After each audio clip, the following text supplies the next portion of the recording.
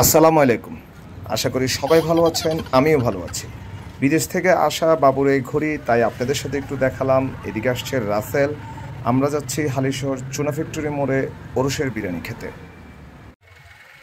ভয়েসের অবস্থা খুব বেশি ভালো না, তাই হয়তো আজকে ভয়েসটা আপনাদের বুঝতে একটু কষ্ট হবে। আমরা আছি এখন চুনা ফ্যাক্টরি মোড়ে। কিছুক্ষণের মধ্যে গাউসিয়া হাউজে গিয়ে আমরা ওরসের বিরিয়ানি খাবো। হালিশহর চুনা ফ্যাক্টরি মোড়ে গাউসিয়া হাউজের এই বার্ষিক ওরসের বিরিয়ানিটা জাস্ট অসাধারণ হয়, এবং আমার জানা মতে প্রত্যেকটা ওরসের বিরিয়ানিগুলো হয় খুব চমৎকার টেস্ট। প্রত্যেক বছরই এই ওরসের বিরিয়ানিটা খাওয়া হয়, তাই চিন্তা করলাম আপনাদের সাথে একটু শেয়ার করি। দ্রুত গতিতে আসছে ইমতিয়াজ বাবু, ঠিক তার অপোজিটে তার বেস্ট ফ্রেন্ড রাজুরাজ আসছে তার থেকেও দ্রুত গতিতে। প্রত্যেক বছর এই ফাতেহাতে প্রায় 4 থেকে 4,500 মানুষ খায়। আমরা লেট করে আসাতে তাদের খাওয়া দাওয়ার পর্বটা প্রায় শেষ পর্যায়ে।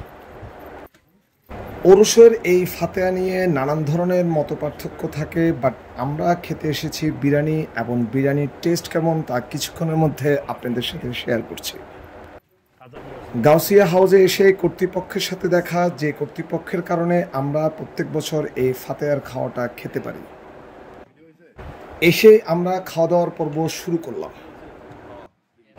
কর্তৃপক্ষের লোকজন আমাদের খাওয়া দাওয়া সার্ভ করে দিচ্ছে, আর এই বিরিয়ানি থেকে যে গ্রানটা আসতেছে এটা জাস্ট অসাধারণ।